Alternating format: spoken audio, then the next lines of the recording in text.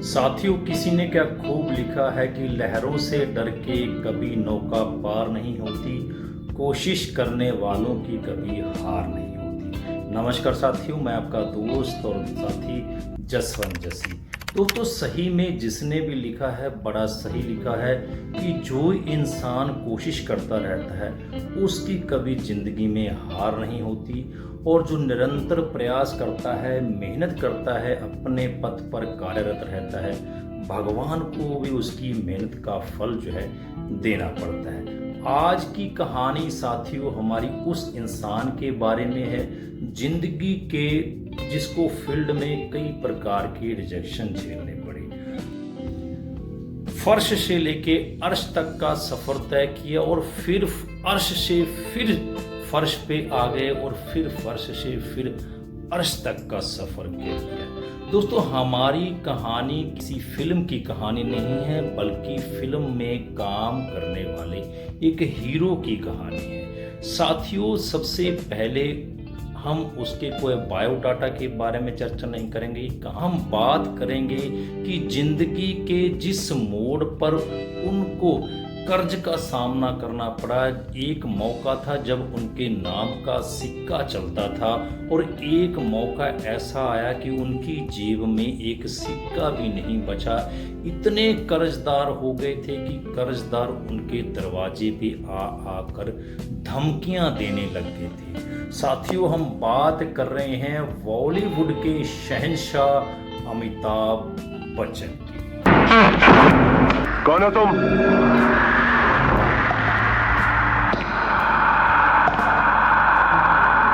रिश्ते में तो हम तुम्हारे बाप होते हैं, नाम है शहंशाह। तो क्या था अमिताभ बच्चन के जिंदगी का स्ट्रगल? क्या उससे आपको शिक्षा लेनी चाहिए और हमें किस प्रकार से जिंदगी में काम करना चाहिए, यही हम आपको आज की वीडियो में बताएंगे। साथियों, फिल्म इंडस्ट्रीज में आने से पहले ऑल इंडिया रेडियो में जब इन्होंने अपना इंटरव्यू दिया एक अनाउंसर का, तो भारी आवाज के चलते इनको रिजेक्ट कर दिया गया कि आप इस जॉब को नहीं हासिल कर सकते। फिर भी इन्होंने हार नहीं मानी। जब मुंबई में गए, फिल्मी कैरियर को आजमाने का सोचा, तो कई कई रातें, कई कई दिन इनको सड़क पे बिताने करे पड़े। काफ़ी मेहनत संघर्ष के बाद फाइनली 1969 का वो दिन आया जब इनको अपनी पहली फिल्म सात हिंदुस्तानी में रोल मिला। बतौर हीरो जी उस सात हिंदुस्तानी फिल्म में नजर आए।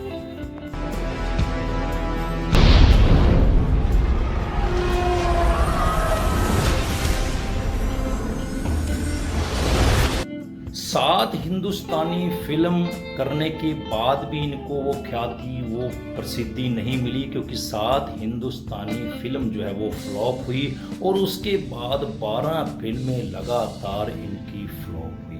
बिल्कुल हताश हो चुके थे, अपने आप को मनहूस मानने लग गए कि मैं ही मनहूस हूँ, जहाँ हाथ डालता हूँ नाकामयाबी ही मिलती है।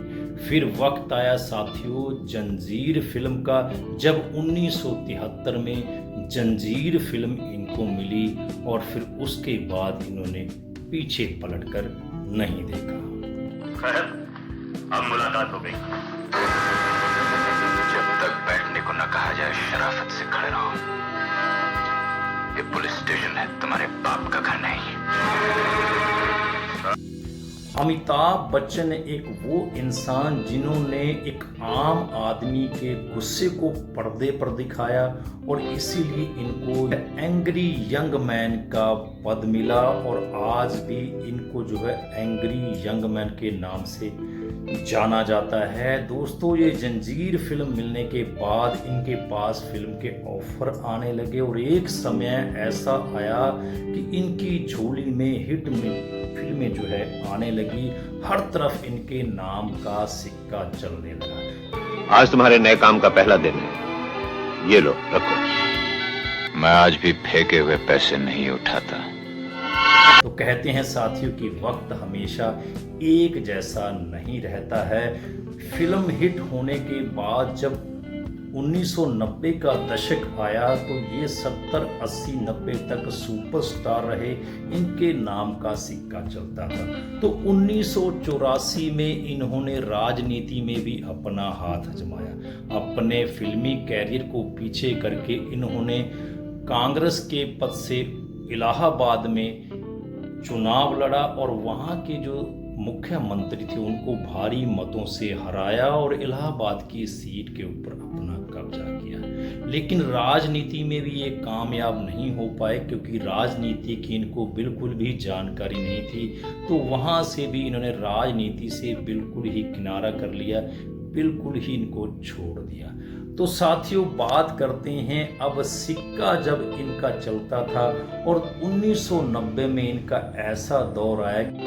1990 में इन्होंने अपना home production ABCL Amitabh Bachchan corporation limited शुरू किया, जिन्होंने फर्स्ट में तो काफ़ी प्रॉफिट दिखाया, लेकिन 1995 आते आते इतने कर्ज में डूब गए कि ABCL में काम करने वाले कर्मचारियों को देने के लिए भी इनके पास पैसे नहीं बचे थे। इनके पास मृत्युदाता और लाल बादशाह जैसी फिल्में ही बची थी। हम जो कहते हो भी सुन लीजिए, इस शहर में रहना है तो शरीफ बनकर रहिएगा, बेबस मासूम जनता को सताना छोड़ दीजिए। आप चलाएंगे तो 100 गोली आप पर चल जाएगी।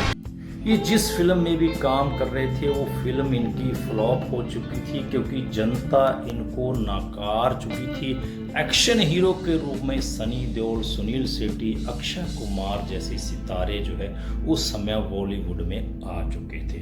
तो साथियों, ABCL ने इनको 90 करोड़ का कर्जदार बना दिया। स्थिति ऐसी हो गई कि इनके ऊपर 55 कोर्ट केस चल रहे थे और जो है इनकी पूरे घर बार को जो है लॉक लगा दिया गया था और जो लेनदार थे इनके घर के दरवाजे पे आके इनके साथ तुम मैं करते थे, इनको बहुत बुरा लगता था। एक समय साथियों ऐसा था कि जो लोग इनके साथ ABCL में काम करने के लिए कह रहे थे उन लोगों ने भी इनसे बात करना बंद कर दिया और इतना कर्जा इनके ऊपर हो चुका था कि ये डिप्रेस हो चुके थे। लेकिन इनकी खूबी एक थी कि ये लगातार काम करते रहे, लगातार काम कर करके एक पाई का कर्ज चुकाया और दूरदर्शन का कर्ज भी चुकाया। दूरदर्शन का पूरा कर्ज चुका दिया गया। जब ब्याज की बात आई तो इनको कई बार दूरदर्शन की फ्री में ऐड भी करनी पड़ी। साथियों, इन्होंने टीवी पर ऐड करना नहीं छोड़ा, टीवी पर काम करना नहीं छोड़ा। नहीं तो कोई सोचता कि मैं एक ज़माने का इतना बड़ा फिल्मी स्टार रहा हूँ, सुपरस्टार रहा हूँ, मैं छोटी मोटी टीवी ऐड में क्यों काम करूँ। लेकिन ये निरंतर मेहनत करते रहे, निरंतर काम करते रहे।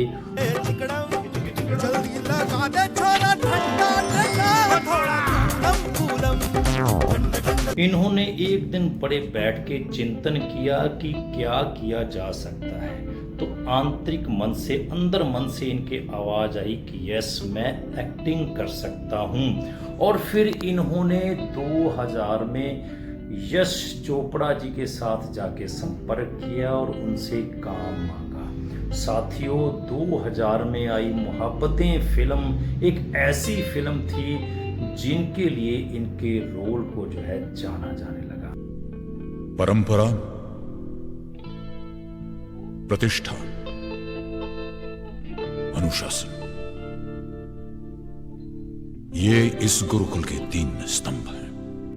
मोहब्बतें फिल्म ब्लॉकबस्टर हुई और इनके पास फिल्म का काम जो है फिर से मिलने लगा।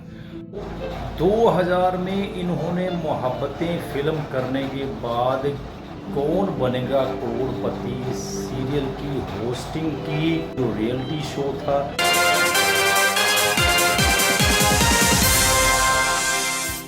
चलो समझो मेरे सामने हॉट सीट पर आ गई हैं।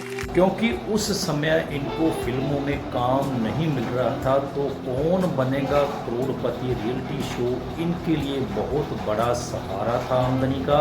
और यहाँ पे यश चोपड़ा की मोहब्बतें फिल्म हिट हुई तो कौन बनेगा करोड़पति रियलिटी शो भी हिट हुआ और वहाँ से भी पैसा जुटाया और अपनी एक एक कर्जे की एक एक बाइक को चुकाया और अपने संघर्ष को लगातार जारी रखा, मेहनत को लगातार जारी रखा। अब आप सोचें साथियों, अगर उसी समय ये 90-95 के टाइम पे हार मान लेते और मेहनत करना छोड़ देते तो आज आपको पीकू जैसा हम बोला है टू दैट। अच्छा अननेसेसरी वो हमारा कान का सीटी बजता है मालूम, ये बैटरी। बागबान जैसी हिट फिल्में देखने को नहीं मिलती। हम हैं तो सब कुछ है, वरना कुछ नहीं, कुछ भी नहीं। इसके बाद वजीर और भी बहुत सारी हिट फिल्में इन्होंने की। हो गया तो हो गया, वो तो सेफ रहेगा ना।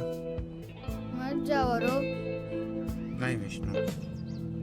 साथियों, आज जहां उनकी उम्र 81 साल से ऊपर हो चुकी है तो उनके अभिनय का दम जो है आज भी पर्दे पर देखने को मिलता है। उम्र में उनके लिए 81 की उम्र में उनके लिए फिल्में जो है अभी तक लिखी जाती हैं। हाल ही में इनकी आई हुई फिल्म कल्कि 2898 ने पूरे वर्ल्ड में धमाल मचा दिया। एक की रक्षा करने, केवल एक।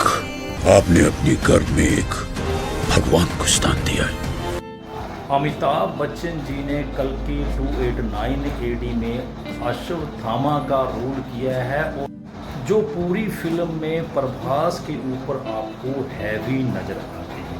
कहते हैं कि बहुत सारे रिव्यू कमेंट आते हैं कि अमिताभ बच्चन एक अकेले ऐसे हीरो हैं जो कल्कि 2898 को 1000 करोड़ से भी ऊपर तक का लेके चले गए। मैं बचा लूंगा। यहाँ पे ऐसे ऐसे एक्शन सीन, ऐसे ऐसे दमदार अभिनय 81 साल की उम्र में आपको देखने को मिलता है, जो यंग लोगों के लिए एक प्रेरणा का स्रोत है कि सीने में अगर आग हो कुछ करने की तो इंसान यहाँ पे कुछ भी कर सकता है। तुम्हारी जंग फिर से शुरू हो गई। अगर बात करें साथियों, एक समय अर्श पर, फिर फर्श पर, फिर अर्श पर और आज इनकी अगर नेटवर्थ की बात करें तो 1598 करोड़ अमिताभ बच्चन की नेटवर्थ है। क्या ये इतना आसान था करना? साथियों, सबसे बड़ी जो शिक्षा हमें मिलती है अमिताभ बच्चन की जीवनी से कि उन्होंने निरंतर जो है काम करना जारी रखा, कभी भी अपनी जिंदगी में उन्होंने हार नहीं मानी। क्या भाई साहब, आप डाबर च्यवनप्राश नहीं खाते? मुझे क्या जरूरत है? हाँ भाई, इन्हें डाबर च्यवनप्राश खाने की क्या जरूरत है? वो आप डाबर च्यवनप्राश रोजाना 1 चम्मच। आज जो 81 साल की उम्र में कल्कि में जो उनका अवतार हमें देखने को मिलता है, अगर वो हार मान लेते तो ये अवतार हमें देखने को कभी नहीं मिलता। साथियों, ये कहानी से हमें प्रेरणा मिलती है, शिक्षा मिलती है कि हमें अपने जीवन में कभी भी हार नहीं माननी चाहिए। ज़िंदगी में बहुत सारे क्षण ऐसे आते हैं जब आप जीरो पे पहुंच जाते हो, आपकी सोचने की शक्ति ख़त्म हो जाती है कि मैं करूं तो क्या करूं। इस स्थिति में बहुत सारे लोग अपनी जीवन लीला को समाप्त कर लेते हैं, लेकिन प्रेरणा इनमें ये लेनी चाहिए कि ऐसी स्थिति अगर हमारे जीवन में आ जाए तो हमें कभी हार नहीं माननी चाहिए। अगर हम निरंतर मेहनत करते रहेंगे तो हमें ऊपर वाला भी हमारी मेहनत का हक जरूर देता है। साथियों, 81 साल की उम्र में बिग बी जिनको कहा जाता है, वास्तव में ये युवाओं के लिए प्रेरणा का स्रोत हैं कि जब हम 81 साल की उम्र में ऐसा कर सकते हैं तो आप क्यों नहीं कर सकते। हमें प्रेरणा लेनी चाहिए, मोटिवेशन लेना चाहिए इस प्रकार की स्टोरी से। तो मैं साथियों इसी प्रकार की मोटिवेशनल स्टोरी और लाइफ लर्निंग स्टोरी आप लोगों के लिए लेके आता रहूँगा। आप हमारे YouTube चैनल के साथ जुड़े रहें, बेल आइकन को प्रेस करें, वीडियो को लाइक और शेयर करें और कमेंट करके बताएं कि आपको ये वीडियो कैसी लगी। मैं मिलता हूँ फिर से एक आपको और नई वीडियो में, और अंत में इतना ही कहना चाहूँगा, मंजिल उन्हें नहीं मिलती जिनके सपने बड़े रहते हैं, मंजिल उन्हें मिलती है जो जिद पर अड़े रहते हैं। नमस्कार, धन्यवाद।